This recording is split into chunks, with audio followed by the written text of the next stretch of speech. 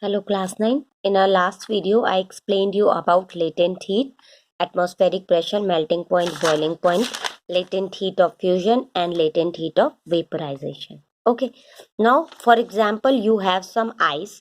You keeps on giving that ice a heat energy. What you will observe that is कि ice will slowly starts melting, and at a particular point whole ice gets melt into water. Even then, if you do not stop the heat supply and you keeps on giving the heat energy to that melted water, the water will slowly rise here, slowly raise to its boiling point. Okay, water will slowly raise to its boiling point, temperature of the water, है ना? And at the boiling point you will observe कि water will start getting vaporizing. Now I have drawn a graph between the heat you have supplied and the temperature of that ice changes. ठीक है? So this is a graphical representation of energy and temperature change of ice to water and then to water vapor. ठीक है? So this is the origin O. Now for example, at this point you have energy 0 and a certain temperature of the ice. Okay. Now when you keep on giving the heat energy to the ice, that means heat is continuously increasing. Energy, heat is a form of energy. Heat energy is continuously increasing. On x-axis we are taking heat and on y-axis we are taking temperature. So we will observe how the temperature of the ice changes when you supply heat to the ice continuously. That means you are not stopping or you are not changing the heat supplying, है ना? Now what happened? You will observe that initially when you keeps on supplying the heat energy, the temperature of the ice starts increasing and it will increase to a point 0 degree Celsius. ठीक है, at 0 degree Celsius, let's take this point as A point पर जो temperature है ice का, that is 0 degree Celsius, and let the energy is E1. ठीक है.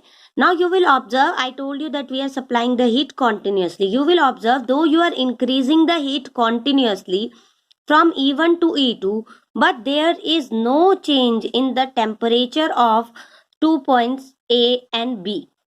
Let at point B the whole ice gets melted in water. Now what is the reason? Where is that energy goes which you are supplying here E1 to E2? That energy goes to change the state of the matter from ice to water. Now here it is ice and here it is water. At point A वो क्या है? Ice है, उसका temperature 0 degree है. उसके बाद जब आप उसको हीट एनर्जी सप्लाई कर रहे हैं तो वो हीट एनर्जी यूज हो रही है उस आइस के जो पार्टिकल्स है उनके बीच जो बॉन्ड है उसको ब्रेक करने के लिए, and that ice slowly converting into the water. And at point B the whole ice gets converted into the water and the temperature is still the same 0 degree Celsius. ठीक है. Now this energy E2 minus E1 which you have supplied to change the state of the matter from ice to water is called the latent heat of fusion of ice, E2 minus E1. Okay.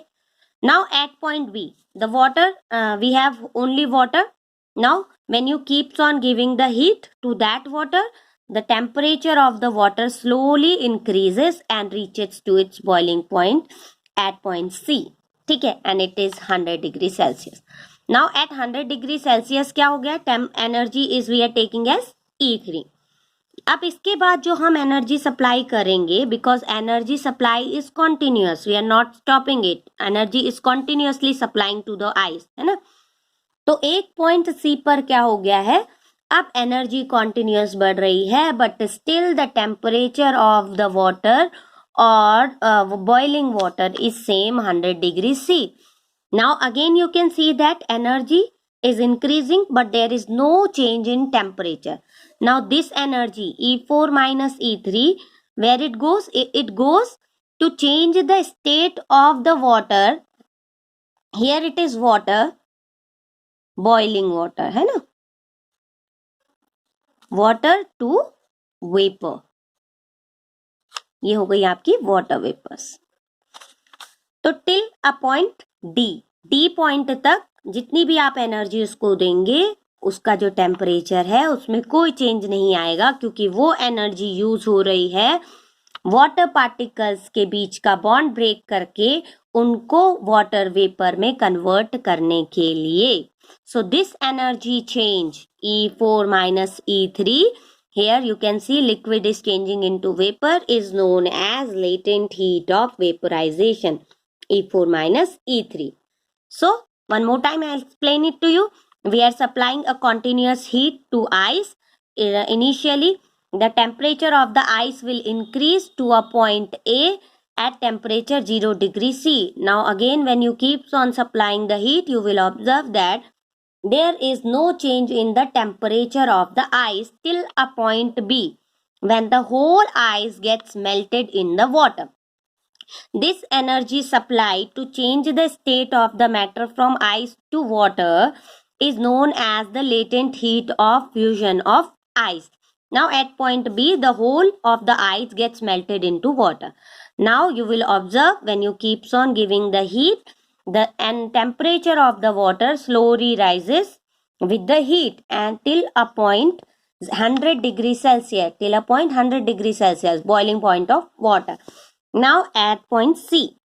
Now at point C, again you will observe when you keeps on giving the heat energy, though you keep on giving the heat energy, there is no change in the temperature from point C to D. C is boiling water, when the water starts get boiling, and D when the whole water gets converted into water vapor. So liquid is changing into gaseous state. So the heat energy we are using to change the state of matter from liquid to gas is known as latent heat of vaporization. So the energy at point D was E4 and energy was at point C was E3. So E4 minus E3 will be latent heat of vaporization of water, because we have drawn the graph for the water, है ना? Okay, now I have two questions here. First is, at the same temperature 0 degree Celsius, who will have the higher energy, particles of ice or the particles of water?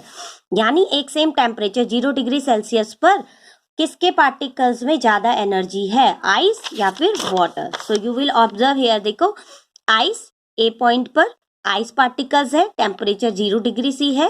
B point पर water particles है, temperature is same 0 degree C. You can see that energy is increasing on the positive x-axis. So that means E2 is higher than E1. So we can say that the energy of the water particle at 0 degree Celsius is greater than that of the particles of ice at same temperature. ठीक है. Now second question. Why the burns caused by steam are much more severe than those caused by boiling water at the same temperature? Again here question, you will answer this question by yourself. Okay, this is your assignment to answer, write the answer of these